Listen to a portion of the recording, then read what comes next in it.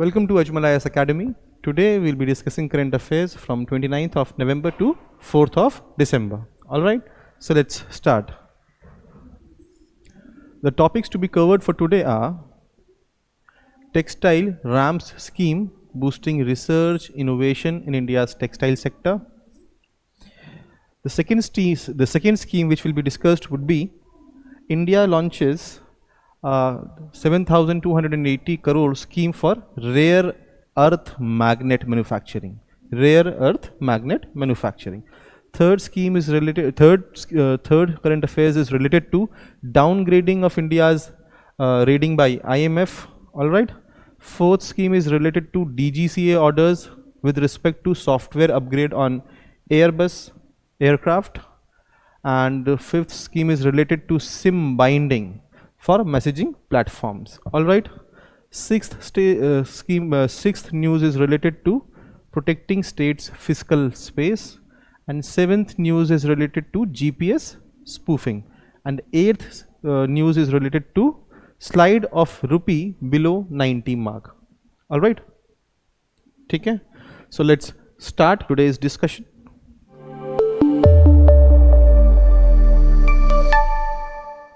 So, Government of India, Ministry of Textile has launched Tex RAMS scheme, which means Textiles Focused Research Assessment, Monitoring, Planning and Startup. Okay. The financial outlay for the scheme is rupees 305 crore for the time period of 2025-26 to 2030-31. All right. Aiming to strengthen research, innovation and competitiveness in India's textile sector. ठीक है. So this is a central sector scheme. So first thing to be recognized is ये एक central sector scheme है, ना कि centrally sponsored scheme है. किस ministry की scheme है? Ministry of Textiles की scheme है ये, ठीक है ना. और ये बात कर रही है innovation को promote करने की with respect to textiles. इसके core features देख लेते हैं. Key components are research and innovation. So जो स्कीम है ये टेक्सटाइल सेक्टर में रिसर्च को प्रमोट करना चाहती है, and research with respect to smart textile जैसे कि आजकल बहुत सारे बॉडी सूट्स आते हैं, body suits for sports person. Alright. तो ये जो बॉडी सूट्स होते हैं, ऐसी शर्ट्स, ऐसे वियरेबल ऐसे कपड़े जो उसमें सेंसर्स लगे होते हैं, वो आपका बीपी को चेक करते रहते हैं, बीपी का क्या लेवल चल रहा है, हार्ट रेट का क्या लेवल चल रहा है.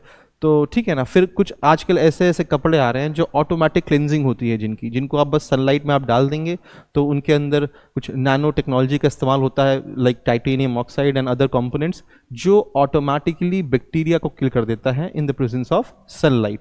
तो कुछ ऐसे नए तरीकों के कपड़ों का जो है गवर्नमेंट फोकस कर रही है कि ऐसी चीज़ों पे हम फोकस करें. या फिर स्मार्ट टेक्सटाइल में हम बात कर सकते हैं फायर फाइटर्स की.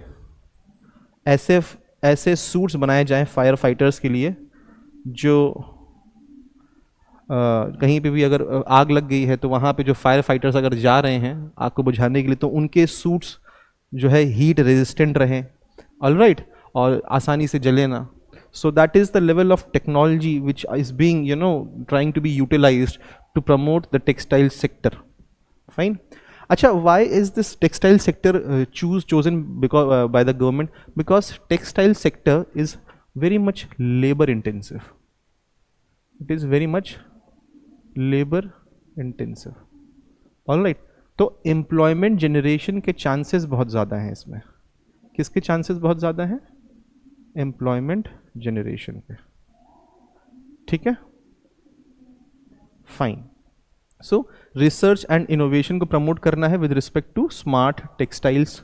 ठीक है. सस्टेनेबिलिटी लेके आनी है. सस्टेनेबिलिटी से मतलब ये है कि पावर का इस्तेमाल लिमिटेड किया जाए, एफिशिएंट टेक्नोलॉजी का इस्तेमाल किया जाए. ठीक है. सस्टेनेबल मैकेनिज्म्स लेके आए जाएं जिससे कि जो है वेस्ट का रिडक्शन हो, कम पानी का इस्तेमाल हो. ठीक है. In the manufacturing process of textile sector. ठीक है. प्रोसेस एफिशिएंसी, ऐसी मशीन्स का इस्तेमाल किया जाए जिससे efficient manufacturing of textile goods हो सके, और नई से नई टेक्नोलॉजी जो भी कटिंग एज टेक्नोलॉजी है उसको प्रमोट किया जाए in this sector of textiles.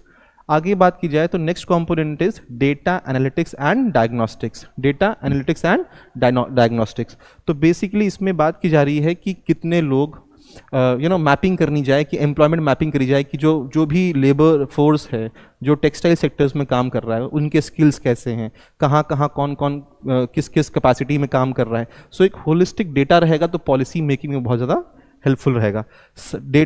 Next point is supply chain studies. तो देखिए ढेर सारा डेटा कलेक्शन की बात की जा रही है, तो अगर ढेर सारा डेटा रहेगा तो मालूम रहेगा कि पूरी supply chain with respect to textile manufacturing कैसे काम कर रही है, और अगर कहीं किसी चीज़ में इश्यूज़ हैं तो उसको रिजॉल्व करने में हेल्पफुल रहेगा।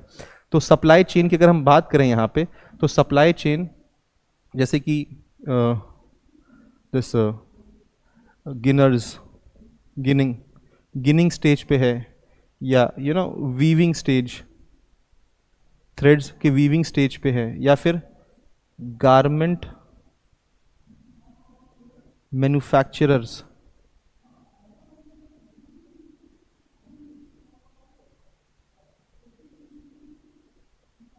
रिटेलर्स।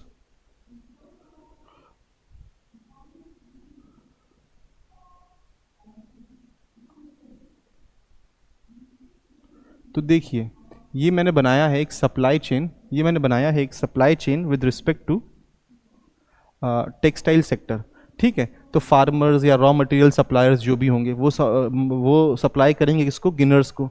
तो गिनर्स के पास सप्लाई आएगा जो समझ रहे हैं रॉ मटेरियल का इस्तेमाल करके थ्रेड्स वगैरह जो है थ्रेड्स बनाएंगे, फिर थ्रेड्स का इस्तेमाल करके वीविंग करे जाएगा। तो वीवर्स होते हैं जो वीव करेंगे क्लॉथ को जिससे कपड़ा बन पाए, फिर वो कपड़ा पहुंचेगा गारमेंट मैन्युफैक्चरर्स के पास।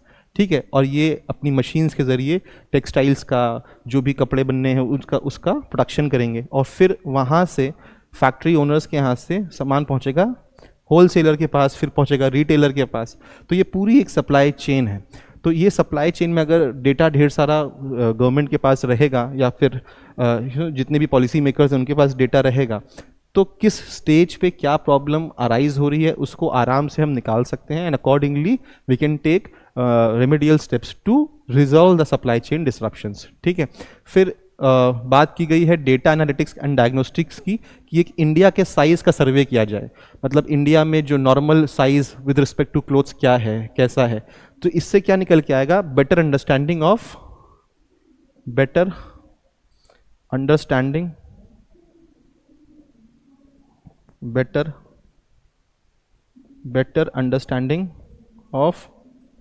इंडियन साइज हो पाएगा। ढेर सारे सर्वे किए जाएंगे, ढेर सारा डेटा कलेक्शन होगा with respect to the sizes with which Indians prefer wearing the clothes. तो बेटर अंडरस्टैंडिंग ऑफ इंडिया का साइज क्या है, तो उसकी वजह से क्या होगा, बेटर फिटिंग ऑफ क्लोथ्स,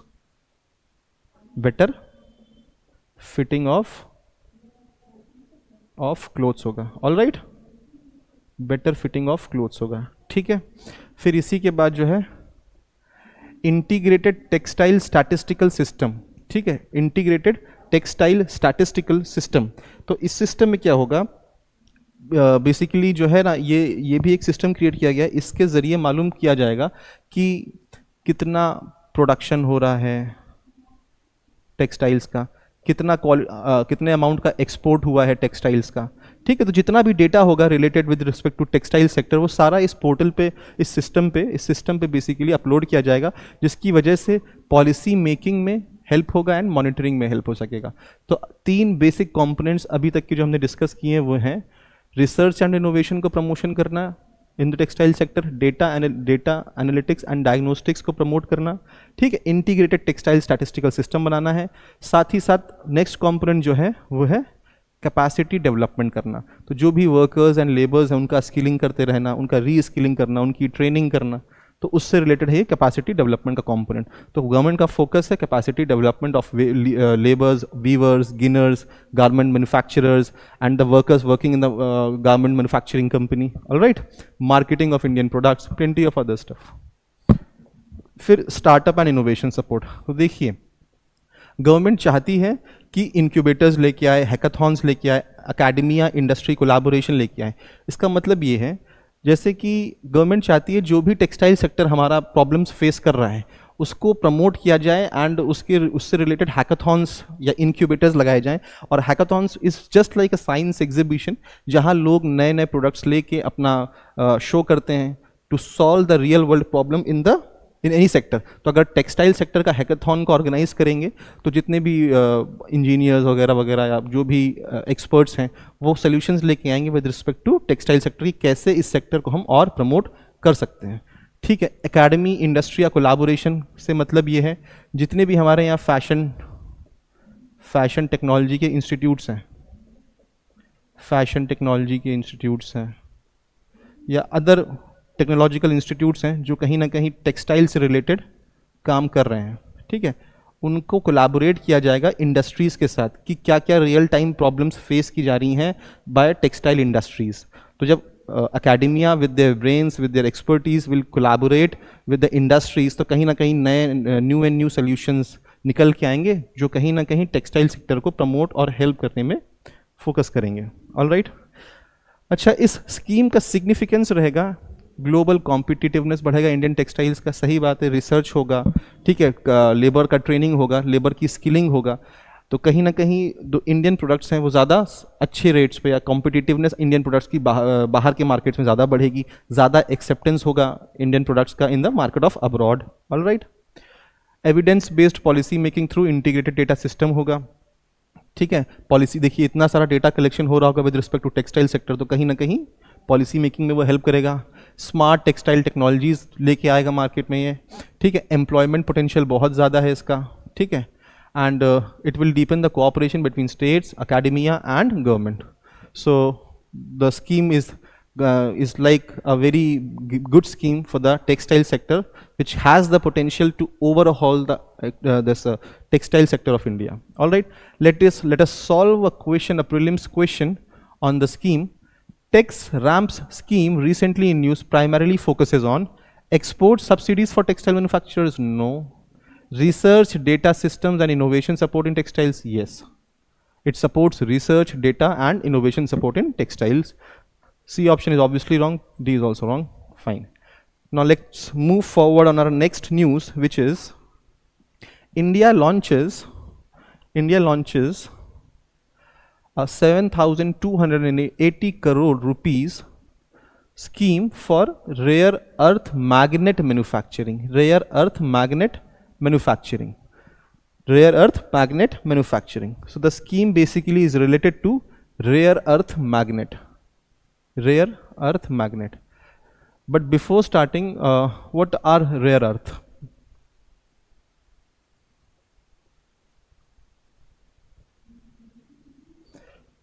ठीक है, rare earth metals.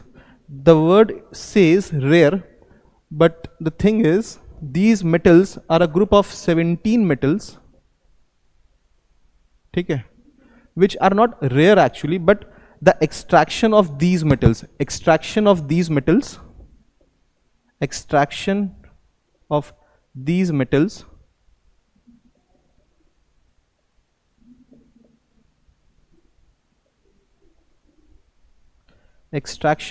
Metals is tough because ये कभी भी फ्री स्टेट में नहीं मिलते, ये कहीं दो चार एलिमेंट्स के साथ फ्यूज करके मिलेंगे, तो इनका इन रेयर मेटल्स का extraction is like very tough.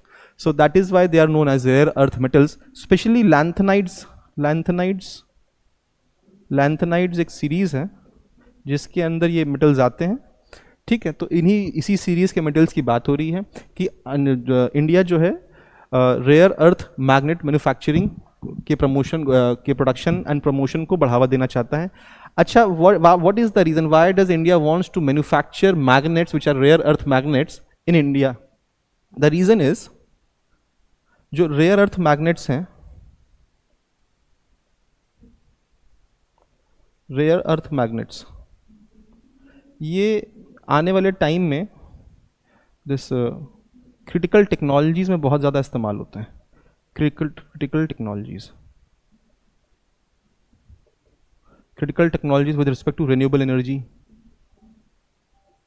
Renewables, जैसे कि विंड टरबाइन में इसका इस्तेमाल होगा इन मैग्नेट्स का, विंड टरबाइन, ठीक है. आपका इलेक्ट्रिक व्हीकल्स, बैटरी सिस्टम में जो है इन मैग्नेट्स का बहुत ज़्यादा इस्तेमाल होता है।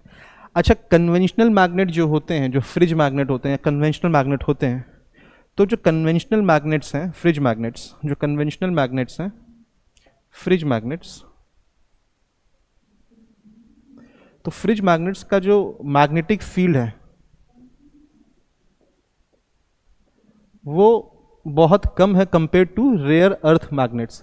वो मैग्नेट्स जो रेयर अर्थ मेटल्स के इस्तेमाल से बनाए जाएंगे उनका मैग्नेटिक फील्ड बहुत ज़्यादा होता है, और जो कन्वेंशनल मैग्नेट्स हैं, जो फ्रिज मैग्नेट्स, उनका मैग्नेटिक फील्ड बहुत कम होता है। सो आने वाले टाइम पे जो टेक्नोलॉजीज़ है, critical technologies of the future हैं, जैसे कि रिन्यूएबल एनर्जी से रिलेटेड या इलेक्ट्रिक व्हीकल से रिलेटेड, ऑल दीज जो नए ज़माने की आने वाली टेक्नोलॉजीज़ हैं, उन सब में रेयर अर्थ मैग्नेट का इस्तेमाल बहुत ज़्यादा है। क्यों? क्योंकि उनकी ड्यूरेबिलिटी बहुत ज़्यादा है, जल्दी से डीमैग्नेटाइज नहीं होंगे, ठीक है। सो इसलिए रेयर अर्थ मैग्नेट्स का आने वाले टाइम पे मार्केट बहुत ज़्यादा स्ट्रांग है। The most important thing related to rare earth magnet is currently India में इनका प्रोडक्शन ज़ीरो, ऑलमोस्ट ज़ीरो है, ऑलमोस्ट ज़ीरो है, and we have to depend on China. 90% of our rare earth magnets are imported from China. 90% of our rare earth magnets in this country are imported from China. So as a result of which India's dependency on China is increasing with respect to these critical technologies, जो कि आने वाले time पे future technologies है। So this is not a right way of being dependent on China for critical technologies, and that is why India wants to scale up its production capacity with respect to rare earth magnets. ठीक है, ठीक है, देखते हैं। The government has approved 7,280 crore scheme to establish rare earth permanent magnet manufacturing in India. The aim is to reduce dependence on imports mainly from China, and build domestic capacity for critical technologies. What the scheme proposes and why it is needed. तो the scheme क्या propose कर रही है कि हम कैसे extraction करेंगे rare earth minerals का, support end to end production, mining होनी चाहिए, सेपरेशन एंड मैग्नेट मैन्युफैक्चरिंग। अच्छा, जो रेयर अर्थ एलिमेंट्स हैं तो उनमें से मेनली दो टाइप के एलिमेंट्स हैं जिनका इस्तेमाल किया जाता है to produce rare earth magnets, which are neodymium and samarium cobalt and samarium. So basically जो दो एलिमेंट्स जो लैंथेनाइट सीरीज के हैं जिनका इस्तेमाल होता है रेयर अर्थ मैग्नेट्स को बनाने में, तो first name is neodymium and the second element is samarium. All right, so these two are the metals or or elements in the lanthanide series which are used in the magnet manufacturing.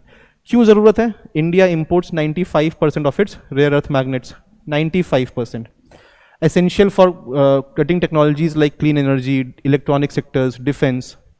ठीक है, ensures strategic autonomy in supply chain dominated by few countries. अच्छा, India में जो भी supply chain आ रही है या जो भी मैग्नेट्स आ रहे हैं वो चाइना से आ रहे हैं, तो कहीं ना कहीं सप्लाई चेन में हमारा डिपेंडेंसी चाइना पे बहुत ज़्यादा है, एंड कल को अगर चाइना ने हमें सप्लाई करना बंद कर दिया, so are industries which are dependent on supplies from China will face a setback, and are this critical technologies will face a setback as well. Permanent magnets maintain a constant magnetic field without external power. They are made using rare earth elements that provide high magnetic strength and heat resistance. Heat resistance बहुत ज़्यादा होता है, मतलब जल्दी demagnetise नहीं होते as compared to conventional magnets. Major uses कहाँ पे होंगे? इलेक्ट्रिक व्हीकल्स में, विंड टर्बाइन में, missiles, radar systems and satellites में, smartphones. All right, so this is all about the scheme. Now let's solve a question with respect to permanent magnets. Permanent magnets used in advanced technologies often contain which of the following rare earth element? Often contains which of the following rare earth element? So the first, neodymium, that's very true. Second one is samarium. Cerium is not there. So 1 and 2 only. All right.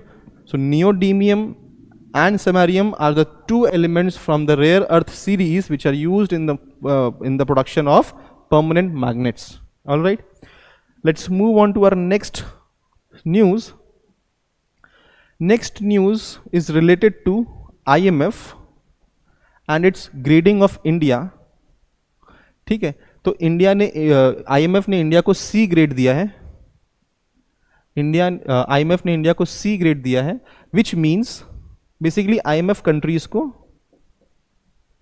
उनकी financial stability के लिए, financial stability,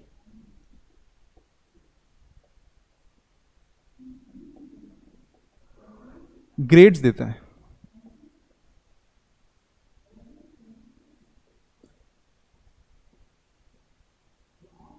ठीक है, तो IMF countries को grade देता है कि उनकी फाइनेंशियल स्टेबिलिटी कैसी है। अब फाइनेंशियल स्टेबिलिटी आईएमएफ देखता कैसे है?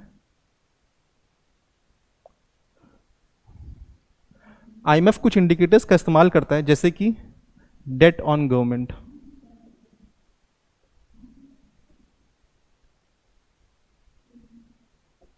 ठीक है, बैंकिंग सेक्टर कितना वाइब्रेंट है,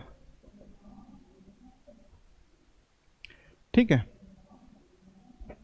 बैंकिंग सेक्टर कितना वाइब्रेंट है, इन्फ्लेशन कितना ज़्यादा है कितना कम है किसी कंट्री में, करेंसी फ्लक्चुएशन कैसा है। So all these are macroeconomic credentials which IMF uses to grade a country, ठीक है। एंड इसी सीरीज में आईएमएफ ने इंडिया को सी ग्रेड दिया है, where as the fact of the matter is जो इंडिया के सेकेंड क्वार्टरली के रिजल्ट आए थे, सेकेंड क्वार्टरली मीन्स जुलाई अगस्त सितंबर के, तो उसमें economic activity and growth in GDP काफ़ी ज़्यादा देखी गई। And despite of this growth in GDP in second quarter, IMF has graded India in C category. So let's have a look at the news. India's Q2 GDP growth, Q2 means second quarter, July, August and September. A financial year in India is divided into 4 quarters, ठीक है ना। So ये second quarter की बात हो रही है, and as per the report, India's second quarterly GDP growth was 8.2%, ठीक है। However, the IMF's review assigned India's national accounts as a C grade, ठीक है। तो इंडिया के नेशनल अकाउंट्स को C ग्रेड बोला है आईएमएफ ने, because IMF said the level of data collection is not good in India and the statistics used in calculation of this GDP data was not good enough to be qualified into an A category or a B category. तो उसने यही कहा है, flagging data quality not good and methodological issues, ठीक है। तो अब देखिए, एक तरफ गवर्नमेंट का डेटा कह रहा है कि इंडिया की जीडीपी ग्रोथ बहुत अच्छी हुई है, एंड दूसरी तरफ आईएमएफ का डेटा कह रहा है कि the mechanism used to calculate this GDP, the data used to calculate this GDP is not good enough to be grade India into A level और बी लेवल। ऑलराइट, तो why does growth look high? तो अब ये this article talks about कि क्यों high growth दिख रहा है गवर्नमेंट डेटा में। So first reason is focus on nominal GDP, ठीक है, focus on nominal GDP. Nominal GDP में इन्फ्लेशन की वजह से जो प्राइस राइज होता है that is included, whereas in real GDP the price rise because of inflation in products is not included. So government ने नॉमिनल जीडीपी का data पे फोकस किया है। This is one reason why the economy appears to B growing in a more faster manner compared to in reality, ठीक है। तो पहला reason क्या है? Emphasis on nominal GDP. Second reason है डिफ्लेटर। सेम क्वार्टरली में पिछले ईयर जो अमाउंट ऑफ इकोनॉमिक एक्टिविटी थी या जो जीडीपी ग्रोथ थी वो कंपेरेटिवली कम थी, और इस क्वार्टर में, इस ईयर में, the same quarter in this year economic activity is relatively higher. तो जब हम कंपैरिजंस ड्रॉ करेंगे प्रीवियस ईयर के कंपेयर टू दिस ईयर, तो कहीं ना कहीं हमारा बेस एक काफ़ी रिलेटिवली जो बेस है, जो हम लुक कर रहे हैं to compare this year's economic GDP growth rate to previous year GDP growth rate. So the base, the deflator appears to be quite low previous year, and as a result of which इस year का growth rate बहुत ज़्यादा high दिख रहा है। अब for example आप सोचें कि आप ने पिछले साल 20 रुपए कमाए, ठीक है ना, और इस साल आपने 100 रुपए कमाए, तो it's a significant growth, but actual में द अमाउंट जो ग्रो हुआ है वो कोई बहुत ज़्यादा नहीं है। बट अगर आप परसेंटेज वाइज देखोगे तो 5 टाइम्स ग्रोथ हो गई है आपके इनकम की। आपने last year same time period 20 रुपए कमाए थे और अभी आप 100 रुपए कमाए, तो this is a 5 time growth. But ये 5 गुना ग्रोथ जो आपकी दिख रही है वो एक्चुअल में 100 रुपए ही है, कोई बहुत ज़्यादा बड़ा अमाउंट नहीं है। बट ये ज़्यादा अपीयर इसलिए कर रही है क्योंकि आपका जो बेस है, जिस ईयर से आप कंपेयर कर रहे हैं, उस साल आपकी कमाई काफ़ी कम थी, उस उस मंथ में आपकी कमाई काफ़ी कम थी। ऑलराइट, नेक्स्ट है बेस इफेक्ट। बेस इफेक्ट भी एक बहुत बड़ा रीज़न है। इंडिया में अभी भी 2011-12 का बेस ईयर यूज़ किया जाता है to calculate GDP, which is not good. ठीक है, एंड बात चल रही है काफ़ी ज़्यादा इस चीज़ पे कि कब कि इंडिया का जो बेस ईयर है जिससे हम कंपैरिजन्स ड्रॉ करते हैं with respect to nominal and real GDP, उसको चेंज किया जाए। ठीक है, तो thus the economy looks strong on paper but low nominal growth plus high real growth creates a Schrodinger like economy. Schrodinger like economy, Schrodinger like economy का मतलब basically एक Schrödinger cat है। तो दिस थिंग इज बेसिकली कि देखने से तो हमारी इकोनॉमी लग रही है कि बढ़ी हुई है, but in reality the growth is not that attractive as it seems on paper. ठीक है, IMF ने क्यों दिया सी ग्रेड इंडिया को? बिकॉज आउटडेटेड बेस ईयर है, no full producer price index, India still relies on wholesale prices. ठीक है, and large discrepancies between GDP and weak informal sector coverage. तो जो कवरेज था डेटा कैलकुलेशन का उसमें informal sector को कवर नहीं किया गया है, प्रोड्यूसर प्राइस इंडेक्स पे फोकस नहीं हुआ, पूरी तरह से फोकस नहीं हुआ है, बेस ईयर पुराना है। So these are few reasons why IMF has given a C grade. Alright, तो the way forward should be update GDP base year to 2022 to 2023, finalise producer price index, improve informal sector surveys, बेहतर तरीके से informal sector के surveys किए जाएं, use technology like GST network, ministry of corporate affairs 21 data, digital payments etcetera. तो technology का इस्तेमाल करके डेटा कैलकुलेशन को, डेटा अक्यूमुलेशन को बेसिकली और ज़्यादा फोकस किया जाए जिससे ये काम कर सके।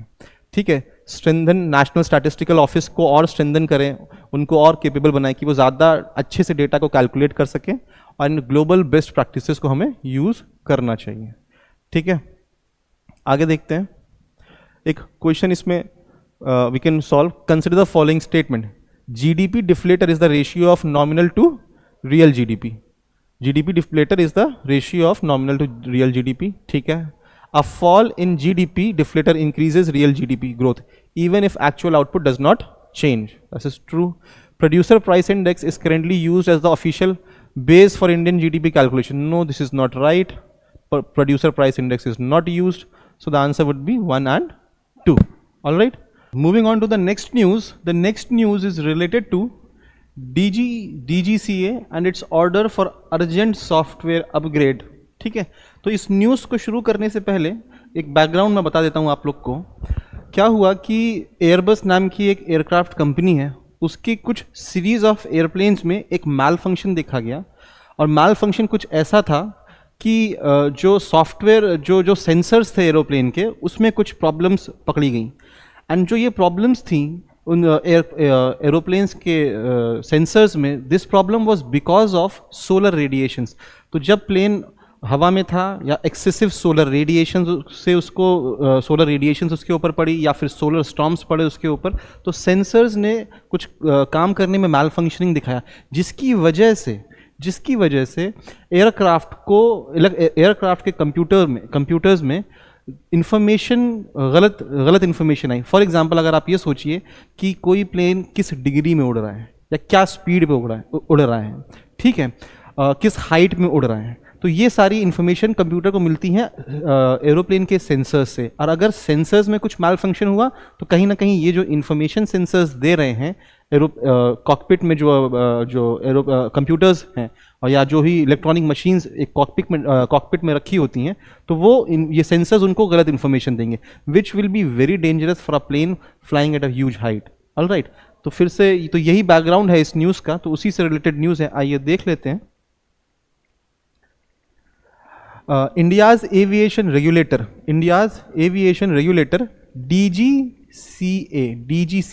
DGCA is an attached office. It is an attached office under Ministry of Civil Aviation.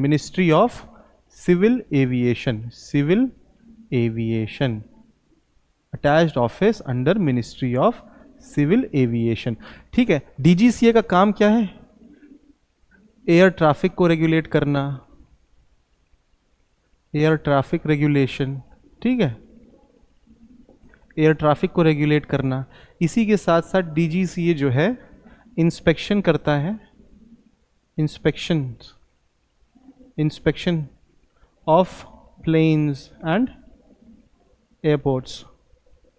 ठीक है, इसी के साथ साथ जो इंटरनेशनल सिविल एविएशन ऑर्गेनाइजेशन है, इंटरनेशनल सिविल एविएशन ऑर्गेनाइजेशन है, इसके साथ जो भी कंप्लायंस करना होता है इंडिया के लेवल पे वो डीजीसीए करता है।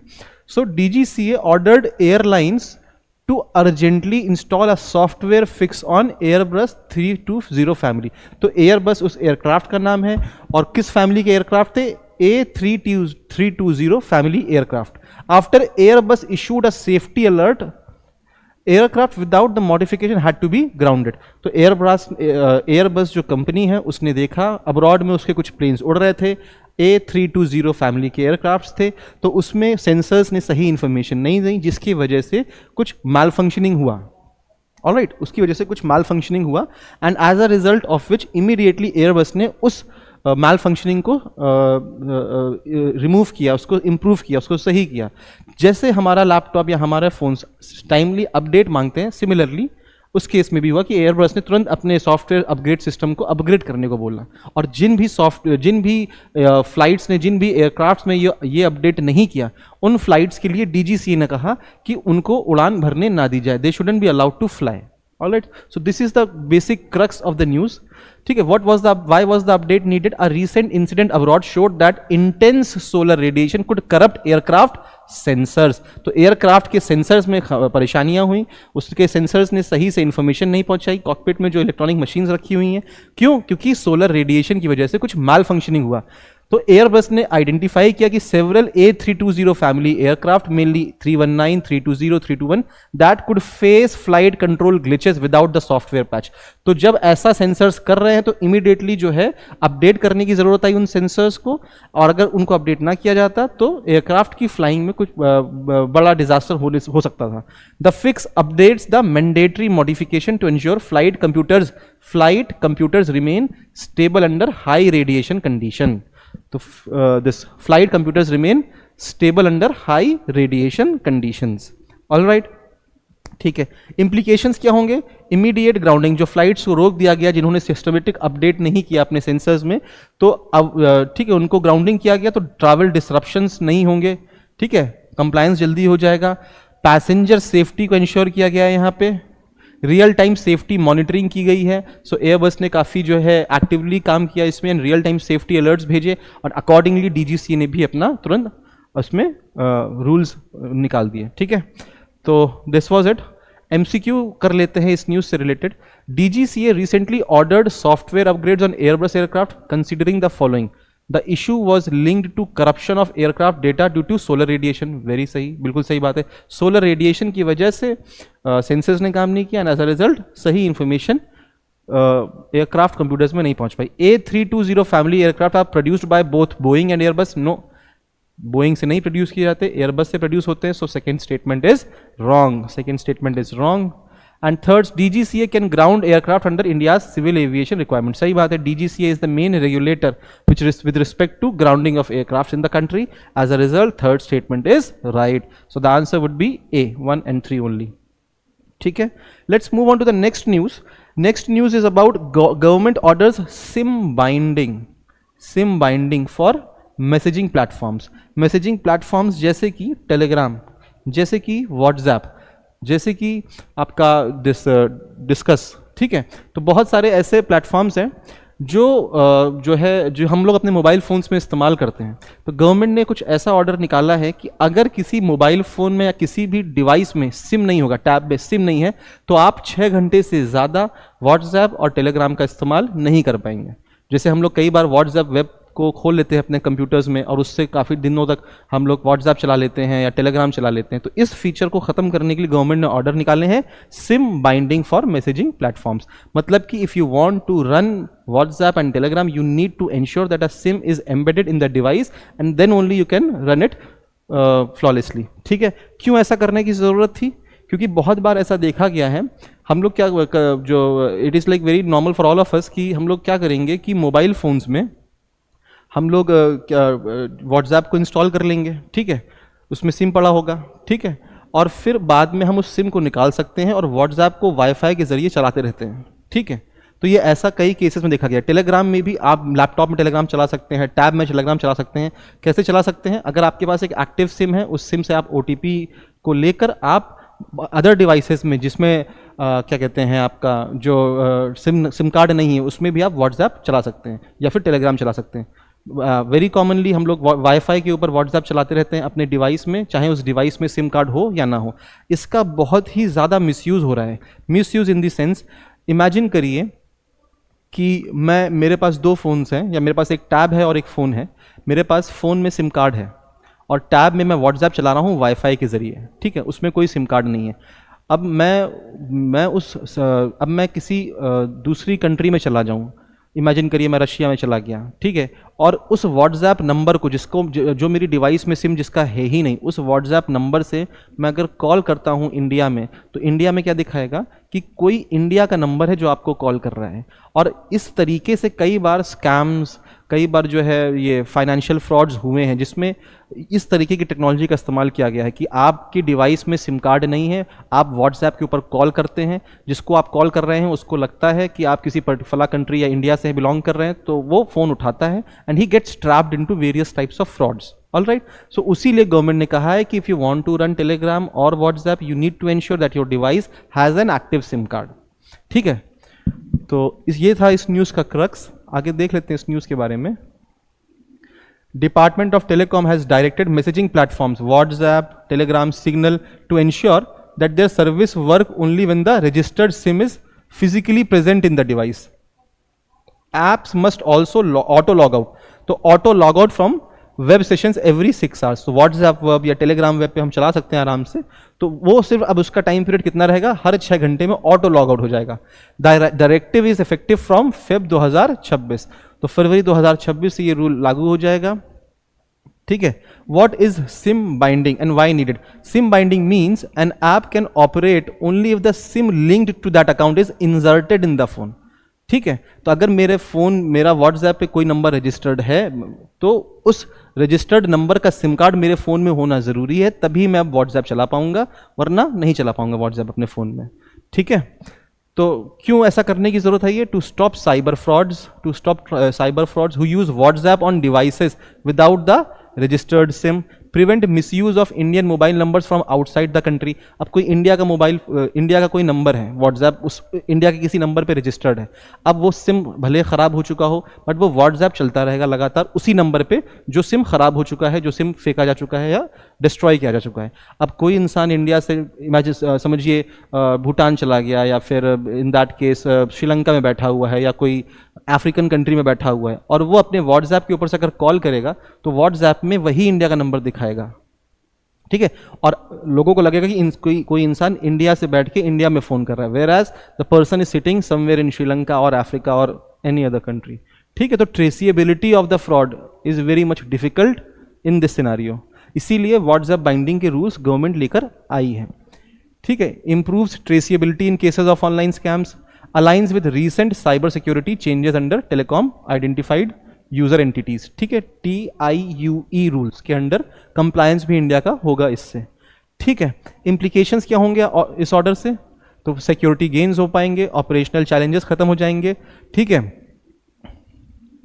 है, रेगुलेटरी एक्सपेंशन होगा एंड डिजिटल सेक्टर कंसर्न्स निकल के आएंगे इसमें। ऑलराइट, जो कंपनीज होंगी उनका यूजर बेस घट जाएगा, रेगुलेटरी चैलेंजेस होंगे, इंप्लीमेंट करने में बहुत ज़्यादा दिक्कत आएगी, ऑल दीज इश्यूज। ठीक है, आगे देखते हैं। With reference to government SIM binding, एक क्वेश्चन सॉल्व कर लेते हैं। With reference to government SIM binding directive, consider the following statements. SIM binding requires an app to function only when the device contains the SIM registered with that account. Very true. The DOT has issued the instructions under its power to regulate telecom identifier user entities. ये भी सही बात है। ठीक है, next statement is SIM binding prevents the use of messaging apps from web browser. This is totally wrong. So answer would be B, 1 and 2. ठीक है, चलिए आगे देखते हैं। This article is very important with respect to mains as well as prelims. ठीक है, so let's discuss this article. Protecting state's fiscal space. State का fiscal space. Basically state का fiscal space is about the amount of money और revenue a state has, तो state revenue की बात हो रही है यहाँ पे, जो स्टेट्स हैं हमारे यहाँ, स्टेट के रेवेन्यू की बात हो रही है, ना कि सेंटर के रेवेन्यू की बात हो रही है। तो जो स्टेट गवर्नमेंट्स होती हैं हमारे यहाँ, उनके पास उनको पेंशन्स देनी होती हैं, सैलरीज देनी होती हैं, बहुत सारी वेलफेयर स्कीम्स चलानी होती हैं, ठीक है। तो ऐसा देखा जा रहा है ये आर्टिकल ये कह रहा है कि स्टेट्स के पास जो रेवेन्यू जनरेशन का कैपेसिटी है वो धीरे धीरे डिक्लाइन हो रहा है, उनके पास उतना पैसा नहीं है जितना उन्हें खर्चा करना पड़ रहा है, ठीक है। तो उसके कुछ रीजन है कि क्यों स्टेट का फिस्कल स्पेस डिक्लाइन कर रहा है, क्यों स्टेट का रेवेन्यू डिक्लाइन कर रहा है, तो उस पर देखते हैं। States across India have been warning that their fiscal space is shrinking, their expenditure is rising, their expenditure is rising on welfare schemes, infrastructure, climate disasters, while the, ठीक है, तो यहां तक बात हो गया। while the growth of union transfer has slowed, central government union transfers, basically क्या होता है, यूनियन गवर्नमेंट के पास फंड्स होते हैं, जिन फंड्स को डिवाइड किया जाता है between centre and state, between centre and states. Central government बहुत सारे टैक्सेस लगाती है, सेंट्रल गवर्नमेंट बहुत सारे टैक्सेस लगाती है, जैसे कि इनकम टैक्स, ठीक है, एक्साइज ड्यूटीज, एक्साइज ड्यूटी, ठीक है, basic custom duty, basic custom duty, ठीक है, कॉरपोरेशन टैक्स, कॉरपोरेशन टैक्स, ठीक है, कॉरपोरेशन टैक्स। तो बहुत सारे टैक्सेस हैं जो सेंट्रल गवर्नमेंट इंपोज करती है अक्रॉस द कंट्री, और इससे जो फंड्स जनरेट होते हैं, इससे जो पैसा जनरेट होता है सेंट्रल गवर्नमेंट के पास, इस पैसे को डिविजिबल पूल ऑफ फंड्स बोलते हैं, डिविजिबल पूल ऑफ टैक्सेस बोलते हैं। और ये जो डिविजिबल पूल ऑफ टैक्सेस है, इससे सेंट्रल गवर्नमेंट स्टेट गवर्नमेंट्स को, अलग अलग स्टेट गवर्नमेंट्स को उनकी ज़रूरतों के हिसाब से पैसे देती हैं। ऑल राइट, ठीक है। तो क्या हुआ, बेसिकली स्टेट्स कह रहे हैं कि एक तो स्टेट्स को अपना रेवेन्यू जनरेशन का कैपेसिटी डिक्लाइन हो रहा है उनका, प्लस सेंट्रल गवर्नमेंट जो अभी तक उनको फंड्स दिया करती थी via this divisible pool of funds, उसमें काफ़ी ज़्यादा कम कर दिया है सेंट्रल गवर्नमेंट ने, जिसकी वजह से स्टेट्स परेशान हो रहे हैं कि वो वेलफेयर स्कीम्स, पेंशन, सैलरीज या डे टू डे खर्चा है स्टेट्स का, उसे कैसे फुलफिल किया जाए। Along with that state governments के ऊपर बहुत सारी रेस्ट्रिक्शंस भी लगाई हुई हैं सेंट्रल गवर्नमेंट ने कि वो एक लिमिट से ज़्यादा बोरो नहीं कर सकते। तो स्टेट गवर्नमेंट से पैसा जितना उन्हें चाहिए आ नहीं रहा है, उनका खुद का रेवेन्यू जनरेशन उतना अच्छा है नहीं जितना होना चाहिए, and apart from that due to physical discipline and physical responsibility and budget management act, state government सब मार्केट से बोरो भी नहीं कर पा रहे हैं, जिसकी वजह से स्टेट्स का रेवेन्यू श्रिंक कर रहा है, and they are not able to utilize that money efficiently for the welfare schemes in their own states, for the upliftment of vulnerable section in their own states. So this is the whole crux of the article which I have just taught you. तो वही states कह रहे हैं कि states का physical space shrink कर रहा है, ठीक है, वेलफेयर स्कीम्स देनी पड़ती हैं, इंफ्रास्ट्रक्चर क्रिएट करना है, क्लाइमेट डिजास्टर्स हो रहे हैं, उसमें पैसा खर्चा होता है, ठीक है। तो ये कहीं ना कहीं स्टेट्स परेशानी फेस कर रहे हैं, और यूनियन गवर्नमेंट ने भी जो ट्रांसफर करती थी पहले, उसको भी धीरे धीरे कम कर दिया है, स्लो कर दिया है। 14th फाइनेंस कमीशन ने डिविजिबल पूल ऑफ फंड्स को बढ़ाकर 32% से 42% करा था। 15th फाइनेंस कमीशन ने इसको रिड्यूस करके 41% पे कर दिया, ठीक है। और इसमें भी बहुत सारे इश्यूज है, let's discuss. As 16th finance commission works, अभी रिसेंटली 16th फाइनेंस कमीशन बनाई गई है, जो अब नया फॉर्मूला डिवाइस कर रही है कि जो डिविजिबल पूल ऑफ फंड्स है ऑफ द सेंट्रल गवर्नमेंट, उसको किस हिसाब से स्टेट्स में बांटा जाएगा। Trends in states finances, trends देख लेते हैं थोड़े से स्टेट फाइनेंसेस के। What has change, 14th finance commission ने रेज किया था स्टेट का share of union taxes from 32% to 42%, improving physical autonomy. तो ये एक अच्छी चीज थी, स्टेट्स को ज्यादा पैसा मिला from the divisible pool of funds. 15th finance commission की पीरियड के टाइम पे this momentum was weekend, state का शेयर कंबाइंड जो है 68% से डिक्लाइन करा के 67% कर दिया गया। स्टेट का खुद का रेवेन्यू डिक्लाइन हो गया 37.72% से 37.25% पे आ गया। अलॉन्ग विद दैट आजकल government of India, central government जो है, बहुत सारे नए नए सेस और सरचार्ज लगा रही है। क्या लगा रही है? सेस और सरचार्ज। ये भी एक तरीके का टैक्स है, it is basically a tax on tax. ठीक है, तो ये भी एक टैक्स है जो सेंट्रल और स्टेट गवर्नमेंट के बीच में डिवाइड नहीं होता, ये सारा सेंट्रल गवर्नमेंट के पास जाता है। तो जैसे जैसे सेस और सरचार्ज बढ़ रहे हैं, वो जो फंड्स सेस और सरचार्ज जनरेट कर रहे हैं, वो उसके ऊपर किसका राइट है? सारा सेंट्रल गवर्नमेंट का राइट है, और वो शेयर नहीं किया जाता। तो एक तरीके से यूनियन जो सेंट्रल गवर्नमेंट है उसने अपना रेवेन्यू जनरेशन तो बढ़ा दिया है by imposing cess and surcharge, but state का रेवेन्यू जनरेशन वो डिक्लाइन कर रहा है, क्योंकि जो एग्जिस्टिंग पूल ऑफ टैक्सेस है उसको उससे जो डिवीजन हो रहा है वो उसमें cess and surcharge is not included in that, it is beyond that divisible pool of funds. ठीक है, ठीक है। तो अच्छा, high income states like Haryana, Karnataka, Maharashtra particularly feel this squeeze due to, अच्छा ठीक है, बीच में जब 2017 में जीएसटी को इंपोज किया गया था तो स्टेट्स को कन्विंस करने के लिए कि उनका कोई रेवेन्यू लॉस नहीं होगा, सेंट्रल गवर्नमेंट ने जीएसटी कंपनसेशन सेस इंक्लूड किया था और कहा था कि इस सेस से जो पैसा पैदा होगा वो सारा स्टेट गवर्नमेंट्स को दिया जाएगा। बट विद टाइम अब जीएसटी कंपनसेशन सेस खत्म हो चुका है एंड स्टेट्स बहुत ज़्यादा परेशान है कि अब रेवेन्यू उनका जो ग्रोथ होगा, जो जनरेशन होगा, वो किस तरीके से उनका डे टू डे खर्चे को मैनेज करेगा, मीट कर पाएगा। All right, fine. High income states को भी ये प्रॉब्लम है कि उनको लगता है कि they contribute to central government more amount of taxes, but in return what they get is very less. So this is a problem of high income states as well. अच्छा, देख लेते हैं अब कि स्टेट्स जो हैं उनको पैसे मिलते कहाँ से, where do states get their money from. States get their money from states own taxes like GST, excise on alcohol, stamp duty, property tax etcetera, non tax revenue like fees, user charges, royalties, dividends, tax devolutions, share of union taxes. तो union government जो है, जो divisible pool of funds होता है central government का, जो बांटा जाता है सेंट्रल एंड स्टेट गवर्नमेंट में, वो भी पार्ट है स्टेट के रेवेन्यू का। फिर ग्रांट्स आते हैं सेंट्रल गवर्नमेंट से एंड कुछ बोरोइंग्स करती हैं स्टेट गवर्नमेंट्स। ऑलराइट, तो वो भी पार्ट ऑफ रेवेन्यू है for state governments. Center state transfers क्यों जो सेंट्रल गवर्नमेंट से जो टैक्सेस का ट्रांसफर हो रहा था टुवर्ड्स स्टेट गवर्नमेंट, वो क्यों डिक्लाइन कर रहा है, उसके बारे में थोड़ा सा देख लेते हैं। Growth and cess and surcharge, सही बात है, सेस और सरचार्ज का इंक्रीज हो रहा है, सेंट्रल गवर्नमेंट बार बार नए नए सेस और सरचार्ज लगा रही है। तो इसकी वजह से क्या है, जो भी पैसा जनरेट हो रहा है सेंट्रल गवर्नमेंट के पास, वो उसे शेयर नहीं करना पड़ता विद स्टेट गवर्नमेंट्स। ठीक है, ग्रांट्स, सेंट्रल गवर्नमेंट ने ग्रांट्स देना कम कर दिया है काफ़ी ज़्यादा। अभी रिसेंटली केरला में जब लैंडस्लाइड आई थी तो Kerala government was asking for grants from the centre, but centre ने जितने भी ग्रांट्स दिए वो उतने डिस्प्रोपोर्शनेट लेवल पे ग्रांट्स थे, जिससे कि जो लैंडस्लाइड का जो इम्पैक्ट था केरला पे वो कहीं ज़्यादा था compare to the grants being provided by central government. ठीक है, हॉरिजॉन्टल डिवोल्यूशन इश्यूज, कई सारे स्टेट्स इसलिए भी परेशान हैं, like specially the south Indian states.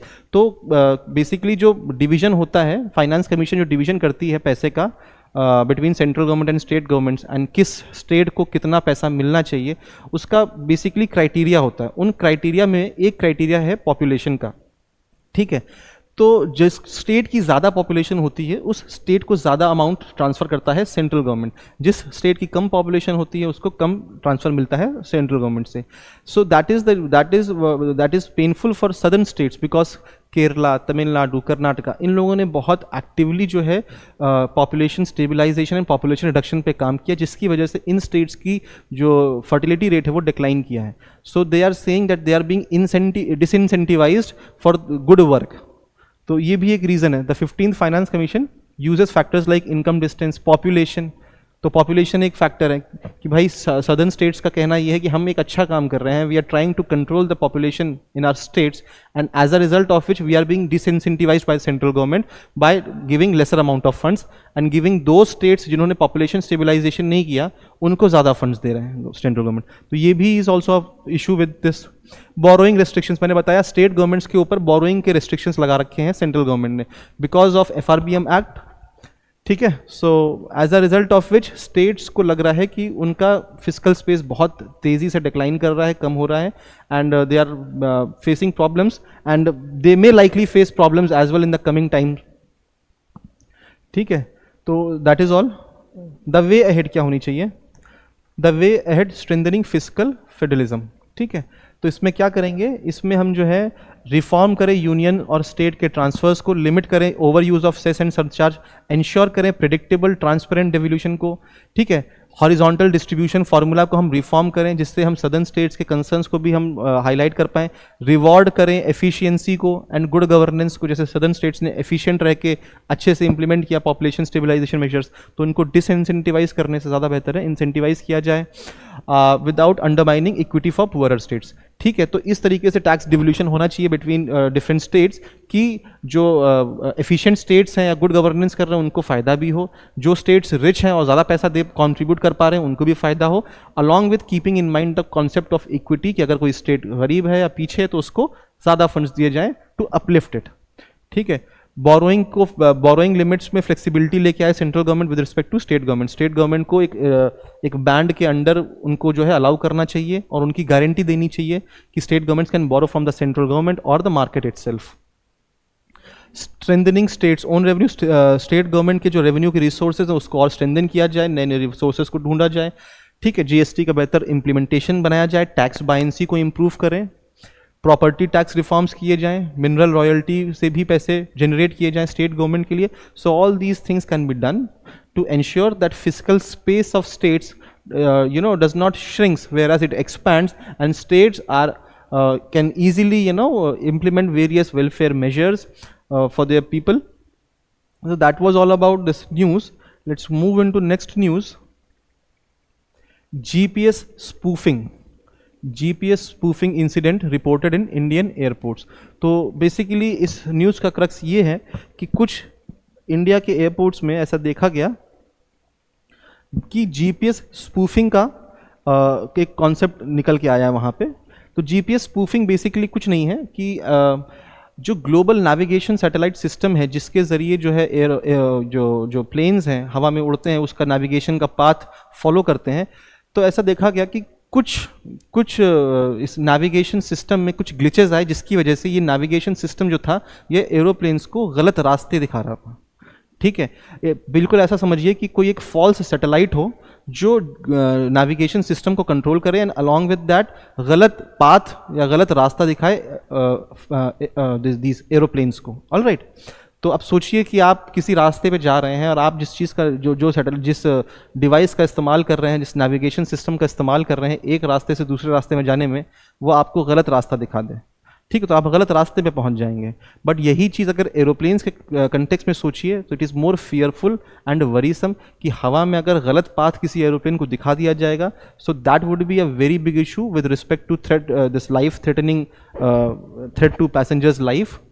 Alright, and that is all about GPS spoofing कि जो ग्लोबल नेविगेशन सिस्टम था तो उसको ट्रिक किया गया and it appeared as if a fake satellite is sending signals और navigation signals to the aeroplane in a wrong manner, wrong path. ठीक है, तो देख लेते हैं कि multiple airports including Delhi, Kolkata, Mumbai, Hyderabad and Chennai reported GPS spoofing and global navigation satellite system interference affecting aircraft navigation. ठीक है, the Ministry of Civil Aviation has sought help from wireless monitoring organization to trace the source of interference. ठीक है, ministry of civil aviation ने पता लगाने की कोशिश करी है कि ये इंटरफेरेंस कहाँ से आया। अब GPS spoofing occurs when a false satellite like signal, कोई फॉल्स सैटेलाइट जो है वो सिग्नल भेजे, ट्रांसमिट करे एयरक्राफ्ट को और किसी डिवाइस को, एयरक्राफ्ट में लगे किसी डिवाइस को, misleading it about it's real position. तो सोचिए किसी एयरक्राफ्ट को उसकी गलत पोजीशन बताई जाए, किसी एयरक्राफ्ट को गलत रास्ता बताया जाए, तो chances of accidents, aircraft accidents बहुत ज़्यादा बढ़ जाते हैं। और it may cause wrong navigation coordinates, misaligned flight paths, over powered satellite signals due to radio interference. ठीक है, so it is different from jamming, it is not jamming actually. ठीक है, तो यहाँ पे जैमिंग नहीं हो रही है, बेसिकली कंट्रोल किया जा रहा है नेविगेशन सिस्टम के साथ खिलवाड़ करके और गलत सिग्नल्स भेजे जा रहे हैं एयरक्राफ्ट्स को। ठीक है, जैमिंग क्या है? जैमिंग में सिग्नल्स ब्लॉक कर दिए जाते हैं, स्पूफिंग गलत सिग्नल्स देना है। ठीक है, it is different from jamming. तो क्या रिस्क रहेंगे? Incorrect aircraft navigation, possible safety hazard during landing, signal interference near airports. ठीक है, global rise in GPS manipulation, ये सब रिस्क हैं जो हो सकते हैं। ठीक है, आगे देख लेते हैं पॉलिसी रिस्पांस क्या लिया है इसमें। डीजीसीए ने अपनी एडवाइजरी जारी करी है इसी चीज़ को लेके। कन्वेंशनल नेविगेशन एड्स को पे वापस जाने को बोला गया है। ठीक है, वायरलेस मॉनिटरिंग ऑर्गेनाइजेशन को बोला गया है कि इस पे इमीडिएट जो है सोर्स पता लगाए स्पूफिंग का क्या था। और स्ट्रॉन्गर साइबर सिक्योरिटी मेजर्स की बात की गई है DGCA से, ठीक है। So this was the news about it. Now let's see an MCQ on GPS spoofing. Consider the following statement. With reference to GPS spoofing, consider the following statements. पहला statement कह रहा है it involves transmitting fake signals to mislead a GPS enabled system. This is true. It is same as GPS jamming. No, it is not same. Such interference can threaten aviation safety. Yes, it can threaten aviation safety. So 1 and 3 is the answer. So this was the news. Now the last news is rupee slide below the 90 mark. ठीक है, रुपी का slide देखिए। Indian currency with respect to dollar बहुत ज़्यादा ही depreciate कर गई है और वो $1 जो है अब 90 रुपए के बराबर है, उससे उसको भी क्रॉस कर गया है, ठीक है। तो ये जो डिप्रिसिएशन ऑफ इंडियन करेंसी हो रहा है, इसके बारे में ये आर्टिकल है। डिप्रिसिएशन ऑफ इंडियन करेंसी,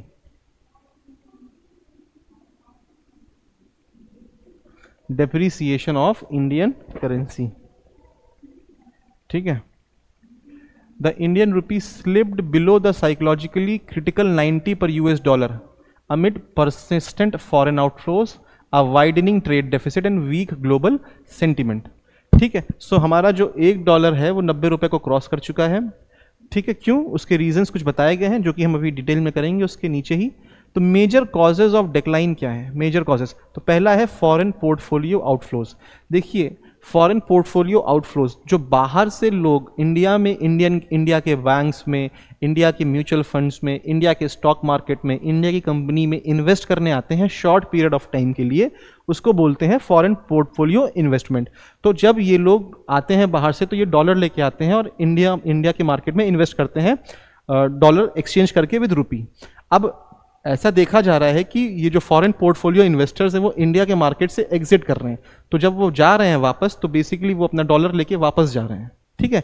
तो कहीं ना कहीं डॉलर की कमी होगी इससे, and as a result of which the demand for dollar will increase and demand for rupee will decline, which will lead to depreciation of Indian currency.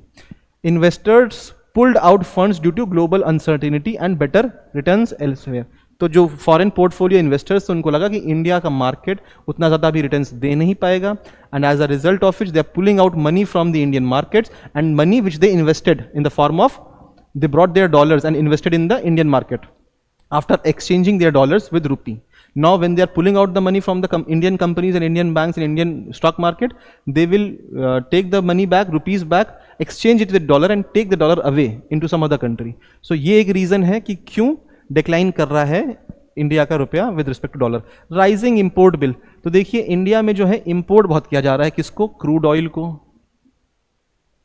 Gold को, ठीक है, ठीक है, and other goods as well. तो जब हम import करते हैं चीज़ों को तो हम उसका पेमेंट डॉलर्स में करते हैं. तो यहाँ पे भी आप देखेंगे जब आप ज़्यादा इंपोर्ट करेंगे तो आप डॉलर देश से बाहर भेज रहे हैं, और जब डॉलर देश से बाहर जाएगा तो डॉलर की स्कार्सिटी होगी, कमी होगी, and as a result of which Indian currency would depreciate further. तो इंपोर्ट्स का पेमेंट हम डॉलर्स में करेंगे, and which will lead to decline और depreciation of Indian currency. Higher commodity prices specially oil and gold widened the current account gap. Weak export growth, जब हम कुछ अपना सामान एक्सपोर्ट करेंगे इंटरनेशनल मार्केट में then we earn in dollars, ठीक है, बट हमारा एक्सपोर्ट का जो ग्रोथ है वो उतना अच्छा है नहीं, तो बेसिकली डॉलर देश से बाहर ज्यादा जा रहा है और देश में डॉलर कम आ रहा है, ठीक है. यूएस डॉलर जो है वो स्ट्रांग हो रहा है. ऑब्वियसली यूएस डॉलर एक ग्लोबल करेंसी है एंड ग्लोबल डिमांड रहती है डॉलर की, तो ऑब्वियसली डॉलर धीरे धीरे ग्रो कर ही रहा है, ठीक है. So the dollar strengthened globally due to tight US monetary policy. अच्छा, इसमें एक और रीजन भी है टाइट यूएस मॉनेटरी पॉलिसी का. टाइट यूएस मॉनेटरी पॉलिसी का मतलब ये है कि अमेरिकन सेंट्रल बैंक, इस अमेरिकन सेंट्रल बैंक ने इंटरेस्ट रेट्स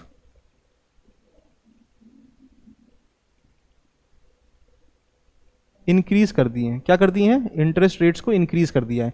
तो इंटरेस्ट रेट्स अमेरिका में बढ़ चुके हैं, तो लोग जो भी बाहर के जो इन्वेस्टर्स हैं, जो इंडिया में फॉरेन पोर्टफोलियो इन्वेस्टर्स हैं या ग्लोबली जो इन्वेस्टर्स हैं, वो कहाँ रश करेंगे? वो अमेरिकन मार्केट्स में रश करेंगे, अमेरिकन बैंक्स के पास रश करेंगे और अमेरिकन बैंक्स में पैसा इन्वेस्ट करेंगे, क्योंकि यूएस सेंट्रल बैंक ने इंटरेस्ट रेट्स बढ़ा दिए हैं वहाँ की इकोनॉमी के, वहाँ के बैंक्स के। All right, so as a result people would take their money and invest in US banks. तो इसकी वजह से भी जो है डॉलर का ग्रोथ हुआ है एंड लिमिटेड आरबीआई इंटरवेंशन। अब ये जो डेप्रीसिएशन हो रहा है इंडियन करेंसी का विद रिस्पेक्ट टू डॉलर, तो इसमें आरबीआई इंटरवीन नहीं करना चाह रहा है। ठीक है, उसने कोई कोशिश नहीं करी, एक्टिवली कोई कोशिश नहीं करी कि वो कोई पॉलिसी लेके आए या फिर डेलिबरेटली खुद ही डॉलर्स को जो है रोके फ्लो से, इंडिया से बाहर जाने के फ्लो से। तो इसलिए ये भी एक रीज़न है इंडिया की जो करेंसी डिप्रिशिएट कर रही है कि आरबीआई ने कोई एक्टिव पॉलिसीज इस रिगार्ड में नहीं लिए। इम्पैक्ट क्या रहेगा? जो हमारा डॉलर, जो हमारा रुपया है, जो रुपीज़ है, वो डॉलर के कंपैरिजन में डिप्रिशिएट कर रहा है, इसका इम्पैक्ट क्या रहेगा? ऑब्वियसली इससे एक्सपोर्ट कॉम्पिटिटिवनेस रहेगा, हमारे जो प्रोडक्ट्स हैं वो सस्ते मिलेंगे इंटरनेशनल मार्केट में, तो हमारे एक्सपोर्ट्स को बढ़ावा मिलेगा। हमारा जो है एनकरेजेस डोमेस्टिक सब्सटीट्यूशन, इंपोर्ट को रोकेगा। अब भाई हम बाहर से कुछ सामान इंपोर्ट कराना चाहेंगे तो वो महंगा मिलेगा, क्योंकि डॉलर के हिसाब से रुपया काफ़ी ज़्यादा महंगा हो गया है। तो जब इंपोर्ट हम बाहर से कर नहीं पाएंगे तो हम डोमेस्टिक प्रोड्यूस्ड चीज़ें ही खरीदेंगे, तो डोमेस्टिक सब्सटीट्यूशन फॉर इंपोर्ट्स होगा। ऑल राइट, और इससे जो है टूरिज्म एंड रेमिटेंसेस भी और ज़्यादा आएंगे इंडिया में। अब कोई इंसान जो है, इमेजिन करिए यूएस का कोई इंसान इंडिया में घूमना चाहेगा, तो पहले अगर वो $1 में उसको 80 रुपये मिल रहा था, अब उसे $1 में 90 रुपये मिलेंगे, तो उसके लिए इंडिया में घूमना आसान है। So definitely the tourism sector में take a growth in this regard. Fine, and services exports को बढ़ावा मिलेगा क्योंकि करेंसी डिप्रिशिएट करिए। नुकसान क्या होगा? Costlier imports. ठीक है, इंपोर्ट्स जो है कॉस्टली हो जाएंगे, हम बाहर से सामान नहीं मंगा पाएंगे। ठीक है, करंट अकाउंट डेफिसिट हमारा और ज़्यादा बढ़ जाएगा। ठीक है, हमको जब पेमेंट करना पड़ेगा बाहर से सामान जो हम मंगा रहे हैं उसके लिए डॉलर्स में, तो जो है हमारा जो करंट अकाउंट डेफिसिट है वो और ज़्यादा बढ़ जाएगा। एक्सटर्नल बोरोइंग्स हमें और महंगी पड़ेंगी एंड फॉरेन एजुकेशन, इंडिया से पढ़ने वाले लोग जो बाहर जा रहे हैं उनको और ज़्यादा महंगा होगा। क्यों? क्योंकि अगर पहले वो $100 में, $1 में 80 रुपीज़ दे के उनको $1 मिल रहा था, तो अब उनको 90 रुपये देने पड़ेंगे $1 लेने के लिए। एंड बाहर when they are going out they need dollars to spend. So बाहर फॉरेन एजुकेशन महंगी हो जाएगी, एक्सटर्नल बोरोइंग्स महंगी हो जाएगी इंडिया के लिए, क्योंकि इंडिया इन दिन उनको डॉलर में ही पे करेगा। All right, so these would be some common issues with respect to depreciation of Indian currency. Let us solve an MCQ with respect to this. Which of the following factors can cause a currency to depreciate? Persistent portfolio outflows. ठीक है, very good, यही पहला point था। Rising trade deficit, very good. Higher domestic inflation relative to trading partner. Increase in global crude oil prices, increase in global crude oil prices. ठीक है, तो first statement कह रहा है परसिस्टेंट पोर्टफोलियो आउटफ्लोज, बिल्कुल सही बात है। एफपीआई अगर विड्रॉ करेंगी तो करेंसी हमारी डिप्रिशिएट करेंगी। ट्रेड डेफिसिट ज़्यादा हो जाएगा तो हमें डॉलर्स में पे करना पड़ेगा ज़्यादा, और उससे हमारी करेंसी डिप्रिशिएट करेगी। Fourth statement says increase in global crude oil prices, तो ये भी सही बात है, हमारी करेंसी डिप्रिशिएट कराएगा। Third statement higher domestic inflation relative to trading partners, ये भी हो जाएगा। Okay, so all the statement here will lead to depreciation of currency. All right, thank you very much.